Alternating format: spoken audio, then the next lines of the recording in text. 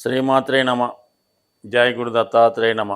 ఈ వీడియోలో మనం సెప్టెంబర్ 1వ తారీఖు నుంచి 15వ తారీఖు మధ్యలో జరగబోయే మా పక్ష ఫలితాలు కుంభరాశి వారికి ఏ విధంగా ఉంటాయి అని పరిశీలిద్దాం. మరి కుంభరాశి వారికి ఈ పక్షంలో ప్రత్యేకంగా జరిగిన మార్పులు 5వ స్థానంలోకి కుజగ్రహం, 7వ స్థానంలోకి రవి బుధులు, అష్టమంలోకి శుక్రుడు.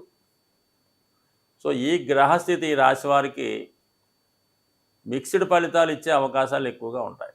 రాశి యందు సంచరిస్తున్నటువంటి శని భగవానుడు వక్రగమనం పొందడం వల్ల జాతకుడు గతంలో చేసినటువంటి పొరపాట్లని తిరిగి సరిదిద్దుకునే ప్రయత్నంలో ఒక ఆర్థికపరమైనటువంటి సమస్యని ఎదుర్కోవలసి వస్తుంది.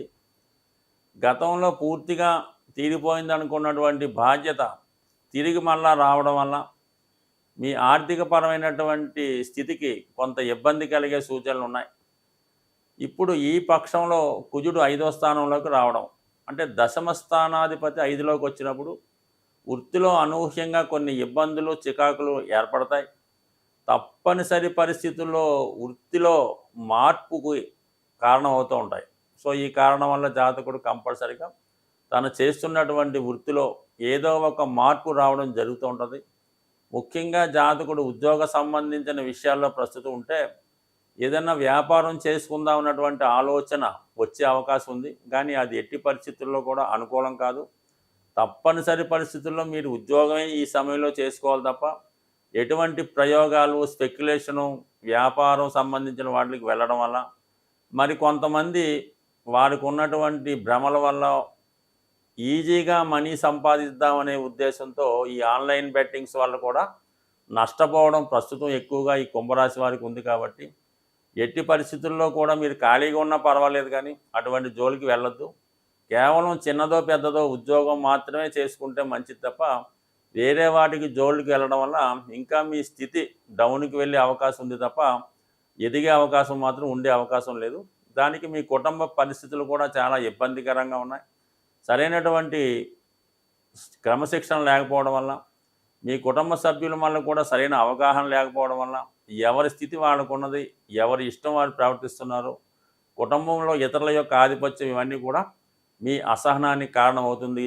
బట్ ఏదైనా కొంత ఓర్పుతో అతి తొందరలో మీ సమస్యలన్నీ కూడా పరిష్కారం అవుతాయి. వాటి కొరకు కొంతకాలం ఎదురు చూడండి. ఈ సమయంలో మరి ఇప్పటిదాకా మీరు ఏదైనా స్థిరాస్తి సేకరించి ఉండకపోతే ఈ సమయంలో కొంతవరకు మీరు మరి కొంత రుణం చేసైనా ఏదో ఒక స్థిరాస్తి లాంటిది కొనుక్కునే అవకాశం ఉన్నది.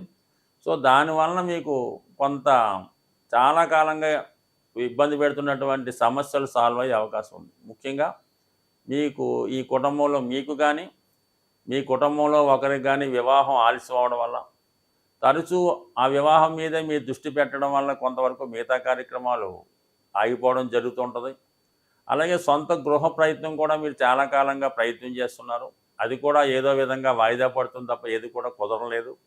ఈలోగా దాని కొరకు దాచుకున్నటువంటి ధనం వేరే వేరే అవసరాలకు ఖర్చు అయిపోవడం వల్ల నెమ్మదిగా తరిగిపోతుంది. కాబట్టి మరి ఏదో విధంగా ఇప్పటికైనా సరే మీరు ఏదో ఒక గృహాన్ని తాత్కాలికంగా అయినా తీసుకొని తర్వాత మళ్ళీ మీరు దాన్ని ఇంప్రూవ్ చేసుకోవడం కానీ దాన్ని అమ్మి కొత్తది కానీ చేసుకుంటే ముందు ఒక స్థిరాస్తి ఏర్పడితే మీకు చతుర్థ భావం యాక్టివేట్ అయ్యి ఫ్యూచర్లో మీకు దాని అభివృద్ధి కనబడే అవకాశం ఉంటుంది. కాబట్టి ధైర్యం చేసి కొంతవరకు దాని మీద ఇన్వెస్ట్ చేయొచ్చు. మరి ఇక్కడ రవి బుధుడు రాశిని వీక్షించడం వల్ల కొంతవరకు మీకు ప్రభుత్వ సహకారం లభిస్తుంది. అష్టమంలో శుక్రుడు కూడా అనూహ్యంగా మీకు కొంత ఆర్థికపరమైన సహకారం కానీ కొంత కుటుంబ సభ్యుల సహకారంతో మీ యొక్క ఆలోచన మరి కరెక్ట్ చేసుకునే అవకాశం ఉంది. అమలు చేసే అవకాశాలు కూడా బలంగా ఉన్నాయి. కాబట్టి కొంతవరకు ప్రయత్నం చేయండి. అయితే మీ దగ్గర ధనం లేకపోయినా ప్రయత్నం చేయొచ్చు. అంటే సాధారణంగా ఈ కుంభరాశి వారు ఏదైనా ఒక స్థిరాస్తి కొనాలన్నా, ఒక వాహనం కొనాలన్నా, ఇల్లు కొనాలన్నా ప్రస్తుతం ఉన్నటువంటి మన ఆదాయం కంటిన్యూగా వస్తుందా రాదా, మధ్యలో ఉద్యోగం పోతే ఏటి పరిస్థితి, ఏదైనా ప్రళయం వచ్చి ఆగిపోతే మనం వాయిదా కట్టగలమా అన్నటువంటి ఆలోచనలతో ఎంతసేపు కూడా గడుపుతూ ఉంటారు. కాబట్టి ఎప్పుడైనా సరే కుంభరాశి వారు, కుంభలగ్నం వారు ఒకటే గుర్తుపెట్టుకోవాలి. మీ యొక్క కమిట్మెంటు పెరిగితే మీ యొక్క ఆదాయం పెరుగుతుంది. మీ యొక్క ఖర్చులు, మీ అవసరాలు మీరు ఒక 25,000కి సరిపెట్టుకుంటే మీ అభివృద్ధి 25,000 దగ్గర అయిపోతుంది. మీరు ఒక ₹1,00,000కి మీ కమిట్మెంట్స్ పెట్టుకుంటే మీకు ₹1,00,000 దాకా వెళ్తారు. ఇంకా ఎక్కువ పెట్టుకుంటే 3,00,000 దాకా కూడా వెళ్తారు. కానీ మీరు ఎక్కడ తృప్తి పడిపోతారో అక్కడే మీ లైఫ్ అయిపోద్ది. భవిష్యత్తుని ఆలోచించి భయపడకుండా ఇది కొంతవరకు మీరు ధైర్యం చేస్తే ఖచ్చితంగా మీరు గృహం కొనుక్కుంటారు, గృహాన్ని నిర్మించుకుంటారు, వాహనాన్ని కొనుక్కుంటారు, దానికి తగ్గ కష్టపడతారు, దానికి తగ్గ ఆదాయాన్ని పెంచుకుంటారు. కమిట్మెంట్ లేనప్పుడు, బాధ్యత లేనప్పుడు దాంతోనే సరిపెట్టుకుంటారు. చాలామంది 15,000-20,000తో కూడా ఎంతో సామర్థ్యం ఉండి కేవలం ఆ 20,000, 15,000 సంపాదించి తృప్తి పడుతూ హైదరాబాద్లో ఉన్నవాళ్ళు చాలామంది నాకు తెలిసిన వాళ్ళు, నా దగ్గరికి వస్తున్న వాళ్ళు ఉంటారు. కాబట్టి ముందుగా ధైర్యం చేయండి. పోతే ఏం పోద్ది, ఏం పర్వాలేదు. ఈ విధంగా ధైర్యం చేస్తే ఖచ్చితంగా మీ యొక్క అభివృద్ధి, మీ బాధ్యతలు పెరిగే అవకాశం ఉంది. కాబట్టి ముందుకు వెళ్ళండి, ఏం పర్వాలేదు. భూమిలో ఇన్వెస్ట్ చేస్తే కుంభరాశికి ఎప్పుడూ కూడా నష్టపోయే అవకాశం లేదు. కేవలం మీరు ఎవరికన్నా అప్పిచ్చో, ఎవరికన్నా అభివృద్ధి కొరకు వాడికి చదివించో, లేదంటే ఎవరినన్నా వేరే వాళ్ళని, బాధ్యత లేని వాళ్ళని, వాళ్ళ బాధ్యతలు తీసుకొని వాళ్ళని పెంచి పోషిస్తే జీవితంలో నష్టపోతారు తప్ప మీరు భూమి కొనడం వల్ల, ఇల్లు కొనుక్కోవడం వల్ల ఎట్టి పరిస్థితుల్లో నష్టపోరు. సో మనకి ఈ సెప్టెంబరు 1 నుంచి 15వ తారీఖు మధ్యలో ఈ శుక్రగ్రహం అంటే అన్ని రాసుల వారికి ఆర్థిక స్థితిని పెంచే గ్రహం. కానీ సౌకర్యాలు ఇవ్వాలన్నా, ధనం ఇవ్వాలన్నా, వాహనం ఇవ్వాలన్నా, పెళ్ళి జరగాలన్నా, భార్యతో సౌఖ్యం కలగాలన్నా, సుఖంగా నిద్రపోవాలన్నా ఖచ్చితంగా శుక్రుని యొక్క బలం అన్ని రాసుల వారికి ఉండాలి. మరి గోచార రీత్యా శుక్రుడు బలహీనపడినప్పుడు ప్రతి ఒక్కరికి కూడా ఆర్థిక పరిస్థితి ఇబ్బంది పడుతుంది.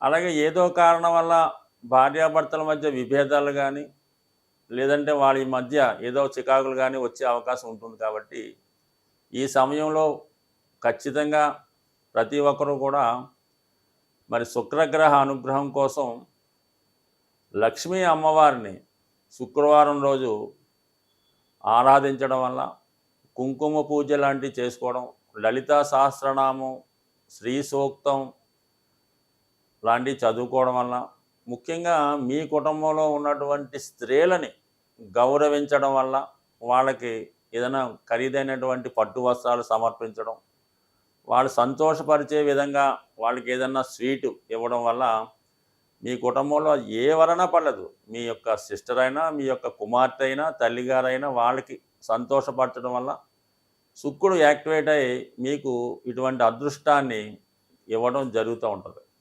సో ఆ కారణం వల్ల ఏంటంటే మీరు శుక్రగ్రహ అనుగ్రహం కోసం అమ్మవారిని ఆరాధించండి. అలాగే ముఖ్యంగా ఈ నెల ప్రారంభంలోనే వస్తున్నటువంటి మాస శివరాత్రి రోజు శివుడికి అభిషేకం జరిపించుకోవడం వల్ల మీకు కూడా ఈ నెలంతా కూడా సౌకర్యంగా ఉండే అవకాశం ఉంది. అంటే శివుణ్ణి మాస శివరాత్రి రోజు అభిషేకం చేయడం వల్ల కానీ, దర్శనం చేసుకోవడం వల్ల కానీ నెలంతా కూడా మీకు ఆ క్రెడిట్ దక్కుతూ ఉంటుంది అన్నమాట. నెల మొత్తం అభిషేకం చేస్తే ఎటువంటి ఫలితం వస్తుందో ఇటువంటి ఫలితం ఈ ఒక్క మాస శివరాత్రి రోజు చేసుకోవడం వల్ల లభిస్తూ ఉంటుంది. సో అందువల్ల కంపల్సరీగా మాస శివరాత్రి చేసుకుంటూ ఆ రోజంతా కూడా విధి విధానంగా నియమంగా ఉండడం వల్ల ఎటువంటి చికాకులైనా మరి శివుని అనుగ్రహంతో పోయే అవకాశం ఉంది. శివుని అనుగ్రహం ఉంటేనే మీకు సంపద కలుగుతుంది. శని భగవానుడు మిమ్మల్ని అనుగ్రహించే అవకాశం ఉంటుంది. కాబట్టి కంపల్సరీగా ఇది పాటించండి.